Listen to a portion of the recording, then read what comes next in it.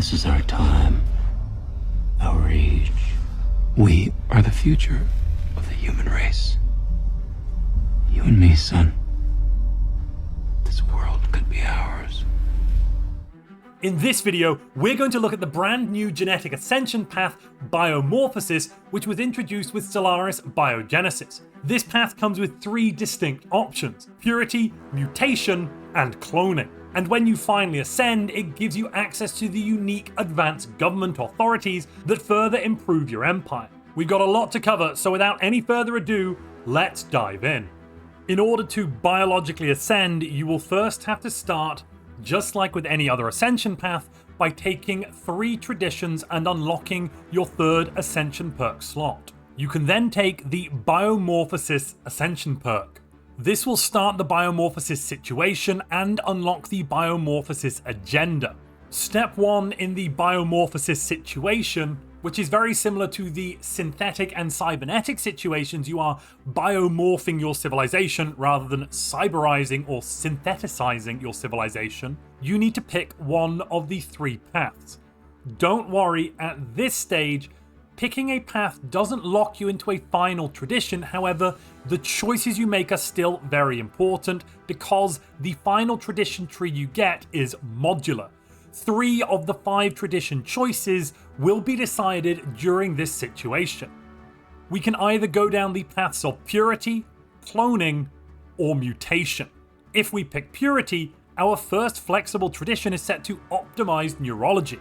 That's going to boost our leader starting traits by 1, so they have more traits, give us +1 effective leader skill level, and reduce our leader starting age by 25%, which in essence means they will live longer. We'll also get a boost of 10% pop growth speed for every 100 genomic workers we have on a planet. If we pick cloning, the first flexible tradition is genomic growth. This is going to increase monthly organic pop growth further. You're going to get +1 pop growth for every 100 researchers. That is a flat +1, generally much better than just 10%. You'll also get a reduction in pop upkeep and amenities usage of 10% apiece. Finally, if we pick mutation at this first crossroads, we will get access to environmental integration. This replaces the habitability on your species with mutagenic habitability, which allows your pops to auto-mod their habitability preference based on the world they are living on. This is very, very good if you get it early on in the game and you haven't terraformed all of the worlds around you with a different habitability type, or unlock ways of living on tomb worlds. On top of that, species which have mutagenic habitability can actually reach 200% habitability, which will grant them, at that top end, 25% more job efficiency and a reduction of 25% to pop housing usage and pop amenities. If you're able to stack habitability, this is an absolutely fantastic trait and possibly the best choice of these 3 early choices. On top of that, we'll also be increasing our habitability on planets by 10% with genomic research facilities. Once you pick an initial path, in this case I went for mutation and that lovely mutagenic habitability, you'll then notice that the situation is not moving forwards. That is because you need to build a genomic research facility on one of your planets. When the situation reaches stage 2, you'll have hit a tipping point. Again, you can choose whether during this stage you're going to focus on purity, cloning, or mutation. Bear in mind that in order to pick purity, cloning, or mutation as a tradition at the end of this, you will need to focus on that at least once during the 3 stages of this situation. This decision will unlock our 2nd flexible tradition, and it will also give us, if we haven't already researched it, a 33% progress in gene tailoring. We'll get to why that's important in just a minute. If we go with purity, we'll get access to heightened attributes. We'll get job efficiency increased by 5% per medical building tier and 15% from genomic research facility. That is very good. Job efficiency is much better than output from jobs because it is stacked multiplicatively with your job outputs. So this is very, very strong. On top of that, you also get -10% empire size from pops. And if we pick the purity option, we'll get a 10% boost to pop growth speed per 100 genomic researchers on a planet. Choosing cloning gives us access to artificial population. That will give us, again, lots of job efficiency from our medical buildings and genomic research facilities. We'll also get a reasonable reduction to crime for every 100 genomic researchers, and a big boost to governing ethics attraction. Taking this one also gives us an increase to monthly organic pop growth per 100 genomic researchers of +1. Mutation has access to somatic subversiveness, which honestly I think would go best with a purity tradition tree, because this is all about buffing your leaders. You're going to get a 10% boost to experience gain and lifespan for your leaders, on top of the efficiency gains for genomic buildings. And then on top of that, you'll get 10% more habitability from genomic research facilities, plus you'll get an extra 100 pops with automodding traits optimized per month by your genomic research facilities. In this case, I'm going to grab the cloning option. But now you'll notice that you are entirely stuck again. If you don't have the gene tailoring technology, this situation cannot progress beyond stage 2.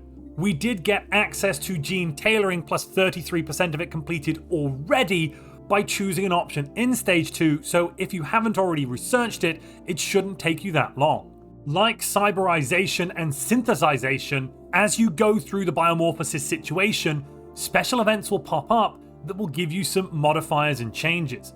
Most of these are temporary, and as far as I can tell, they have absolutely no impact on the overall tradition you will take afterwards and your government going forwards. They're just flavor as the situation unfolds.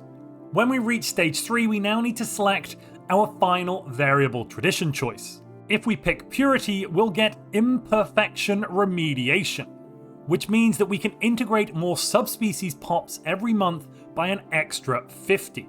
Subspecies integration is a cheaper way of changing a species from one subspecies with one set of traits to another without having to spend resources on it or do the special project. The thing you're sacrificing here is time. On top of that, we'll also get an increase to pop growth speed of 10% extra for every 100 genomic researchers. Personally, I think this is currently the weakest option of the 3 at this stage. Because if we pick cloning, we're going to get biochemical composure, which gives us access to backup clones. What do backup clones do? Well, they're very, very exciting, ladies and gentlemen.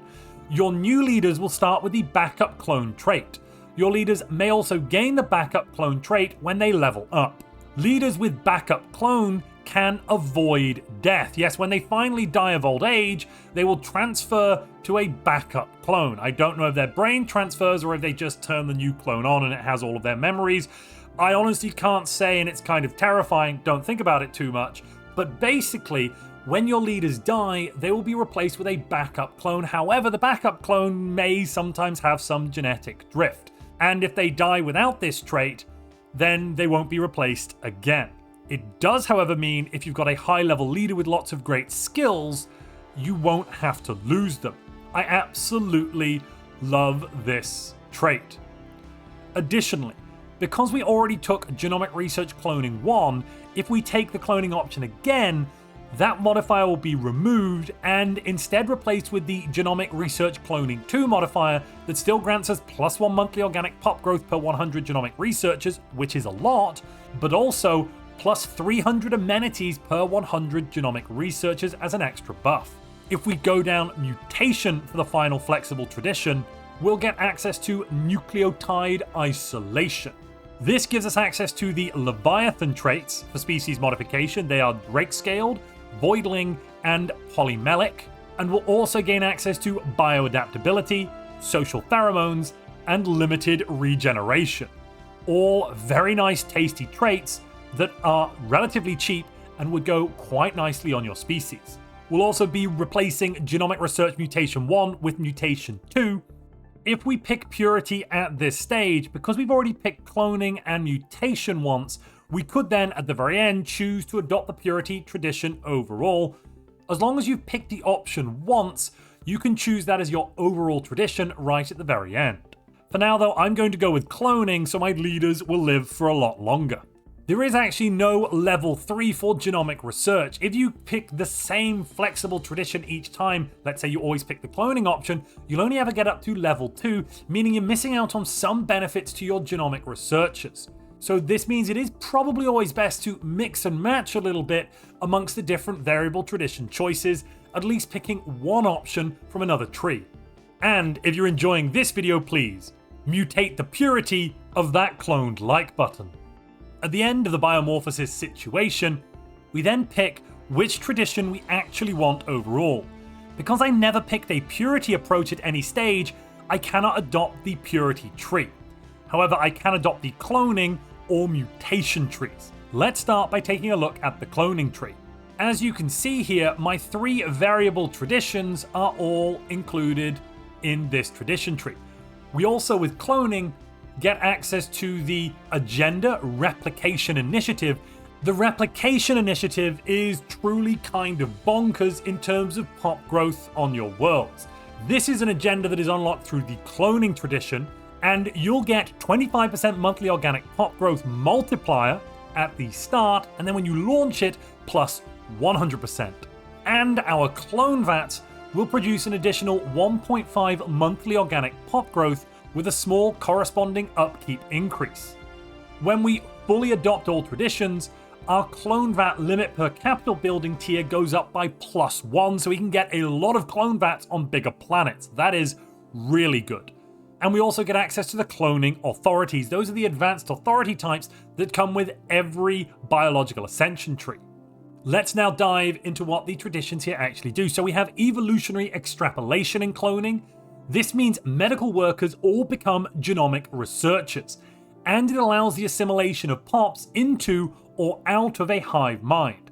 Your clone vat upkeep goes down by 50%, which is quite good, means you won't need as many farmers, thank God, and your research speed in biology goes up by 15%. That's kind of neither here nor there. Somatic synthesization unlocks the perfected clone army. They are a better version of the regular clone armies.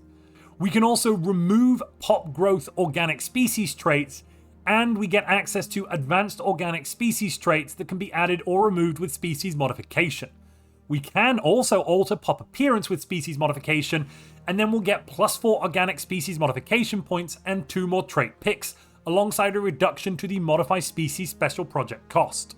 The remaining tradition picks here are the picks that I chose earlier when I was picking the variable tradition choices.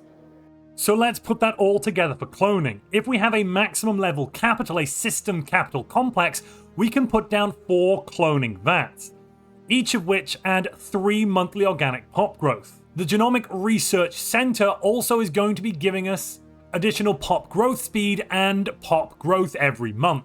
Altogether, that's giving us an estimated growth of about 40 here, which means we're getting 100 pops roughly every 2.5 months on just a single planet. That is bonkers levels of pop growth.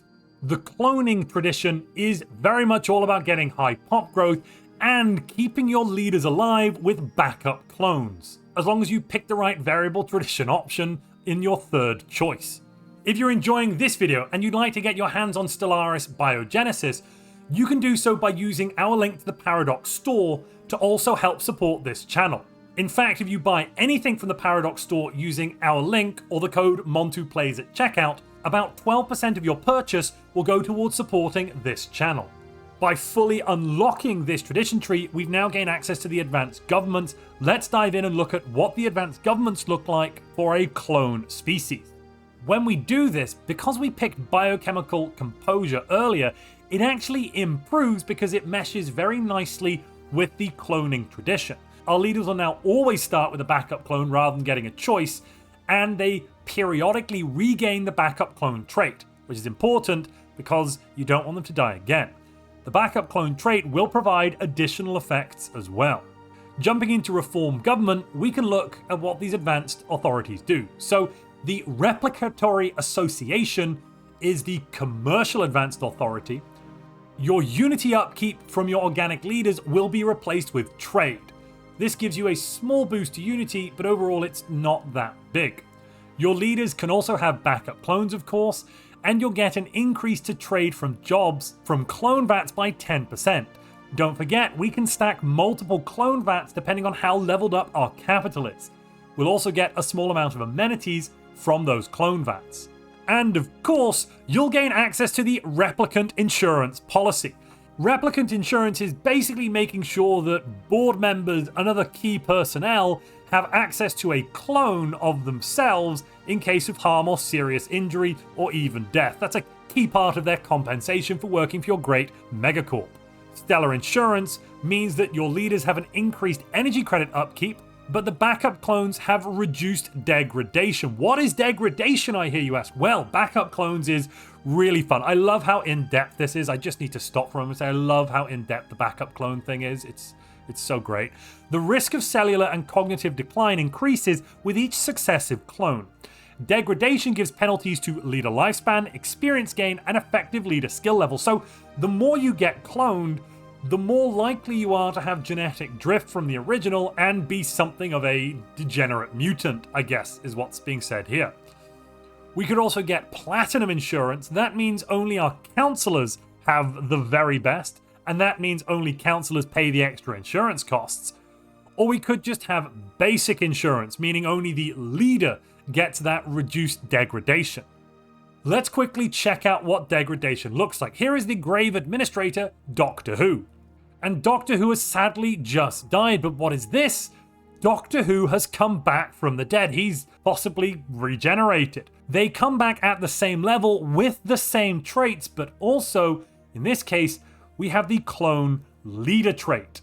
This is the reduced version of degradation, granting -1 effective leader skill level, -12.5% leader lifespan, and -2% leader experience gain. Overall, not terrible, but not great either.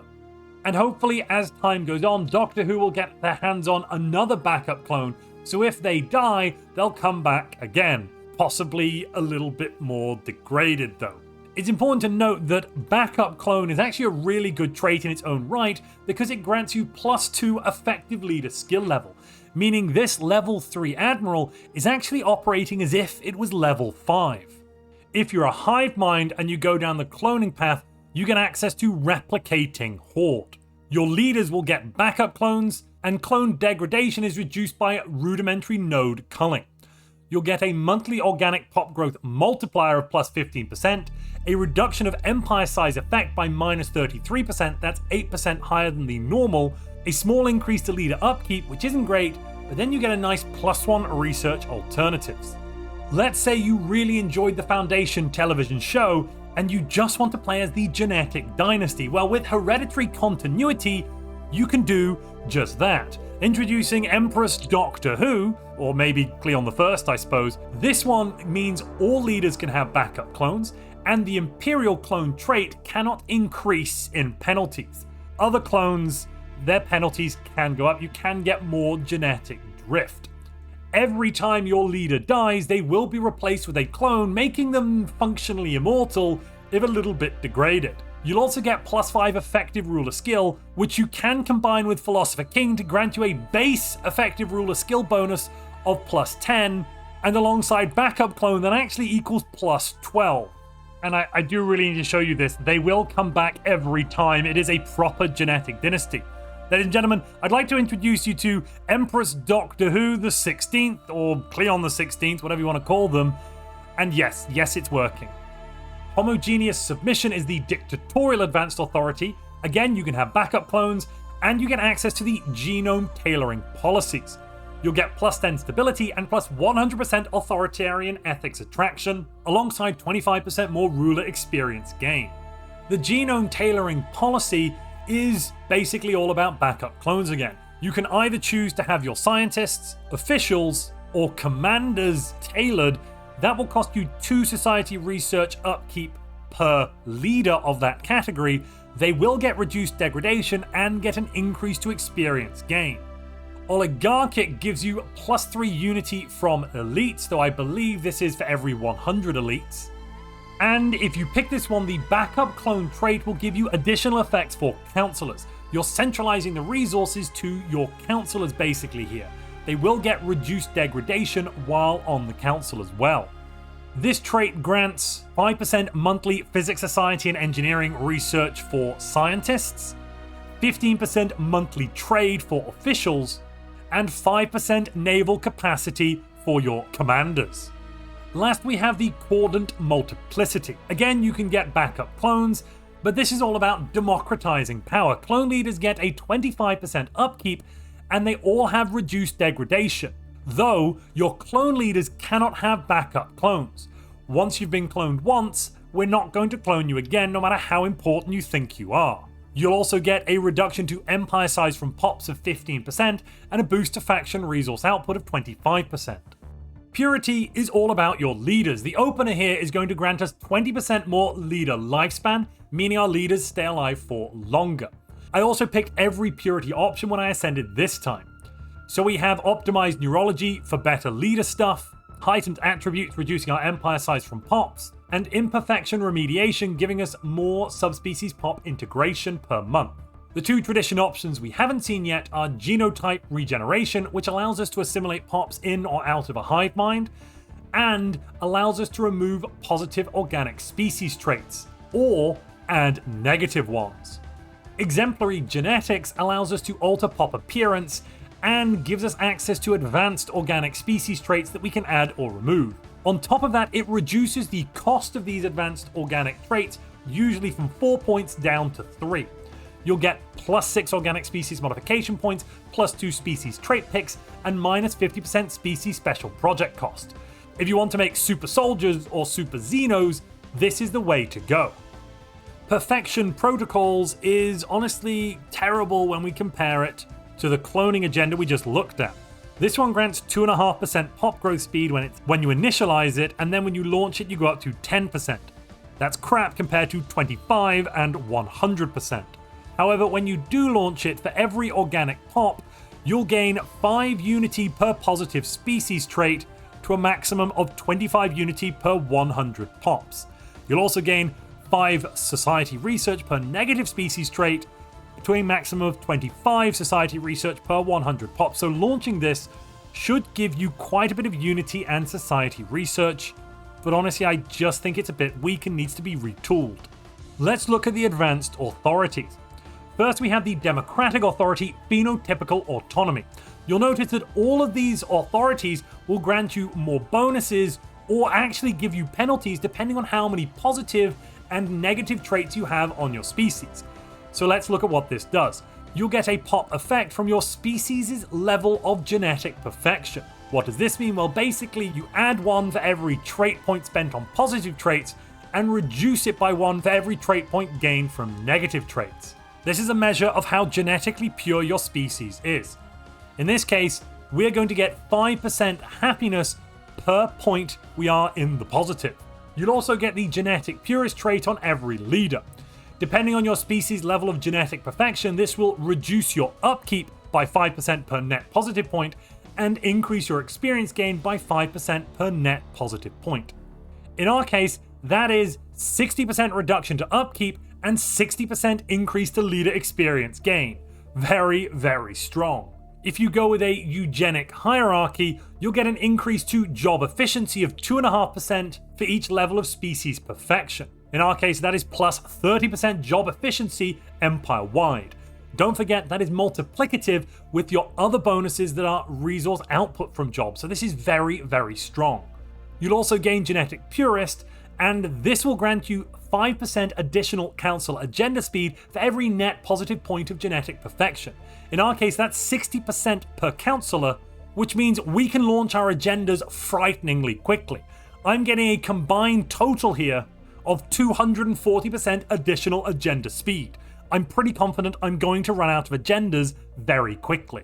Then we have Nucleic Judiciary.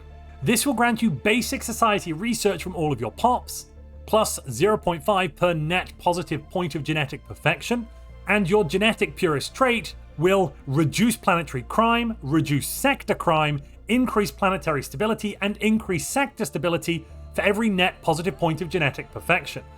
Biotic Dominion is the Imperial Advanced Authority. This allows your Imperial ruler and heirs to get affected by the genetic perfection. They get an increased leader skill level of plus 0.5 for every net positive genetic perfection point. Leaders of our species gain the Imperial Bloodline trait.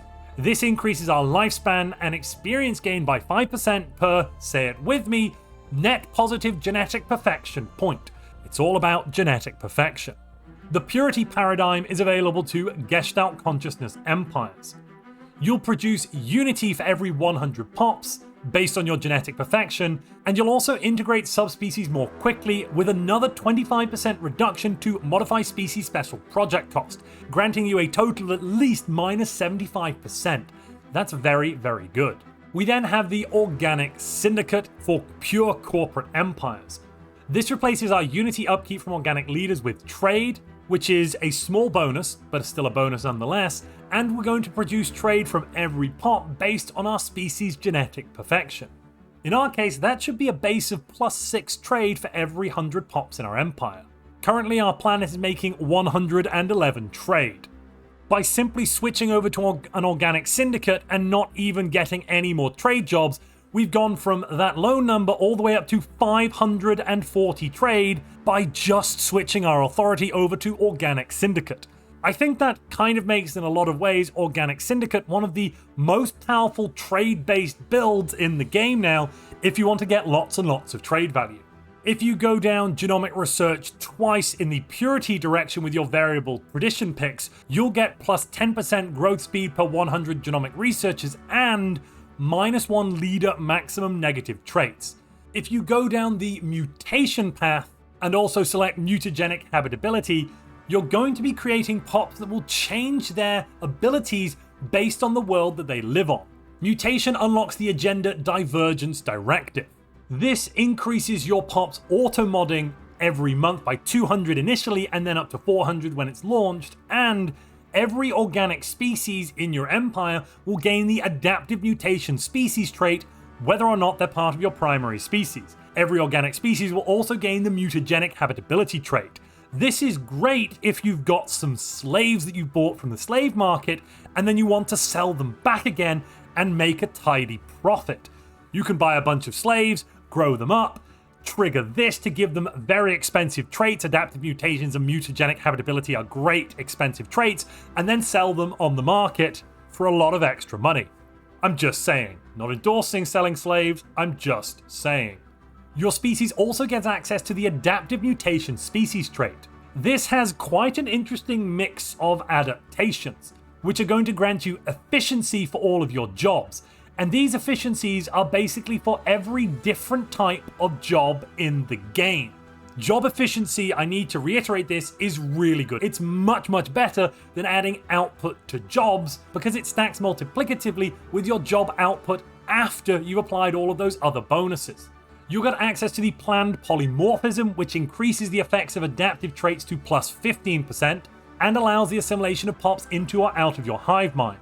Unnatural selection allows you to ignore the phenotype restrictions for adding and removing phenotype traits with species modification. If you want to have pops with lots of different types of traits, they're not going to be the pure and ultimate warriors like Purity, but you're going to have crazy combinations at your disposal here. You can add negative traits with species modification, and also remove or add advanced traits. You also get more modification points and trait picks, alongside a reduction to the Modify Species Special project cost. The finisher effect of mutation grants us access to the mutation authorities and converts all of our medical workers into genomic researchers. If you've picked mutation twice during this situation, those genomic researchers don't actually get a bonus from this, but you will get 10% more habitability from the genomic research facility, and you'll optimize the traits of your auto-modding pops faster. And you'll auto-mod the traits, and you'll optimize the traits of your auto-modding pops faster. Let's now take a look at the mutated authorities. In corporate, we have the organ usury authority. This basically means that, yeah, it's like that movie where people buy and sell mechanical organs, but in this case it's real organs. If you take the spare organs trait and put it on your pops, you're going to get plus 0.1 trade value per 100 pops. That's just a fun little thematic bonus. It's not as good as the bonus from Purity, but it's still something. Yes, crime goes up, but everyone is 10% happier, and you'll generate 10% more monthly unity. You'll also be replacing your unity upkeep for organic leaders with trade. If you're a hive mind, you'll get access to the Adaptive Dominion. This grants plus 10 stability, minus 15% empire size from pops, plus 15% habitability, and plus 15% job efficiency for menial drones. Honestly, that's the worst one to get job efficiency for. I'd much rather it on my complex drones, but it's still good. And I cannot understate how excellent that extra 15% habitability is, as long as you've taken mutagenic habitability, so you're trying to stack extra habitability bonuses to get up to that 200%. Genomic Expansionist is the Imperial Authority. This reduces your recruitable leaders per class by 1, but you will get more leader experience gain, 5% faster research speed, and 15% job efficiency from workers. Again, I wish it was specialists, the equivalent of complex drones, but hey ho, it's still alright. The Hybrid Mandate is going to give you -5 crime from enforcers, plus 25% job efficiency for elites, a class you generally have the least of in your society, plus 25% elite happiness, plus 10 stability, plus 3 unity per 100 enforcers, and plus 10% faction resource output. Catalytic Command hits you with some negatives, -10% specialist happiness and worker happiness, but this oligarchic authority grants you a very good plus 10% job efficiency from specialists. You'll also get 25% elite happiness, -10 crime on every world, 10% more faction resource output, and 5% more research speed. So this is quite a tasty authority to take.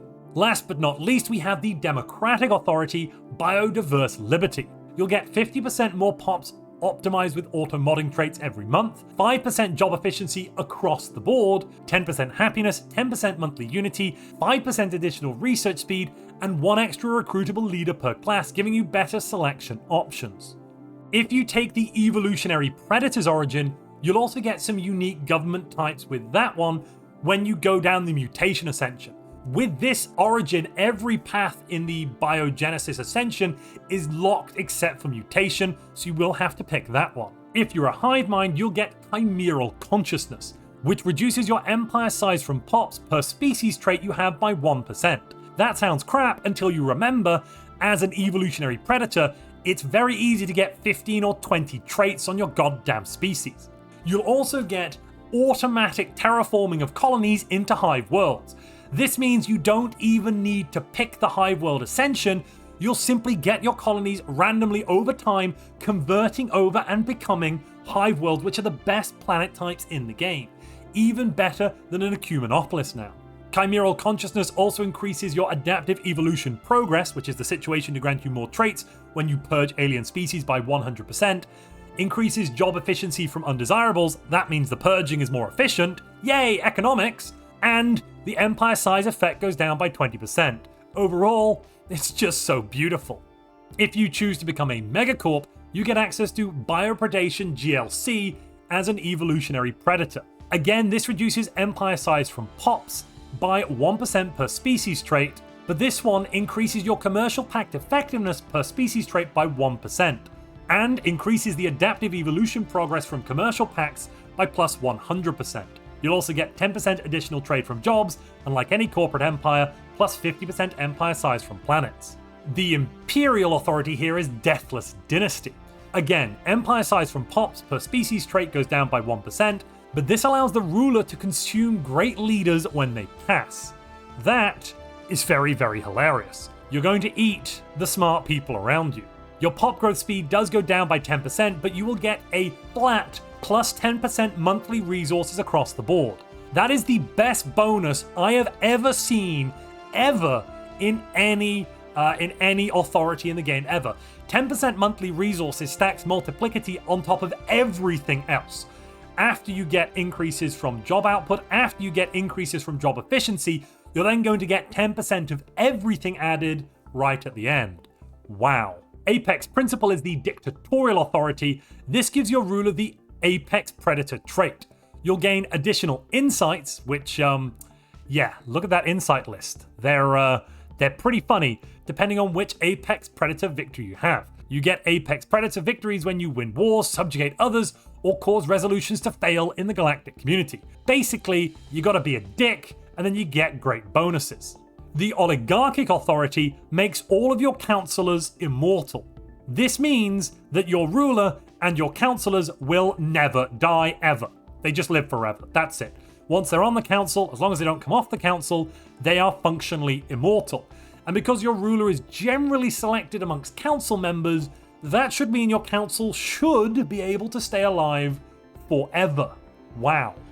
Genetic Electorate adds additional effects to malleable genes, and that is the special trait we get from being evolutionary predators based on which faction is the strongest. We also get an increase to adaptive evolution progress from species that are slaves or better. The optimal word here being better. Treat them nicely, only eat their toes or something, and you're going to have a great time. Let's take a look here at the kind of species we'll get with the mutation tradition. So, we have mutagenic habitability, which allows our species to change their habitability based on the world that they live on. This is actually available to anyone that selects mutation as the first option in the biogenesis situation, but it is still a mutation option. We also have vocational genomics. This is a trait that basically swaps between things like agrarian, industrious, intelligent, thrifty, and the like to give us bonuses depending on which jobs our species are working. It is an auto-modding trait. We also have adaptive mutations, which grant us further bonuses based on which kind of job we're working. Yes, it's possible to double this up, so we're getting at least plus 30% job efficiency from adaptive mutations plus vocational genomics. And don't forget, ladies and gentlemen, say it with me, that is multiplicative. Whenever you see job efficiency, just know it's always better than output from jobs. Otherwise here, I've just picked a random mismatch of options so that I could get some good bonuses. If you pick the wilderness origin, you'll be locked into the Purity Ascension path. And whilst you don't get access to a unique government type, the Purity tradition for wilderness is slightly different. Buildings and districts will increase your building speed and decision enactment speed by 3%, and all of your districts are uncapped on every world, meaning you can have a world full of agriculture districts or mining districts or whatever you'd like. You also get access to the imperfection remediation, which allows you to expand planet size to a maximum planet size of +5. Expanding planet size costs alloys and food alongside the normal minerals beyond size 25. This, alongside mastery of nature and orbitals, will allow you to get some absolutely enormous planets. If you enjoyed this video on the biological ascension path in Stellaris, but you're having a little bit of trouble getting to grips with the economic systems in Stellaris 4.0, you'll probably want to watch my guide on planetary management. If you want to know more about that, click the video on screen now.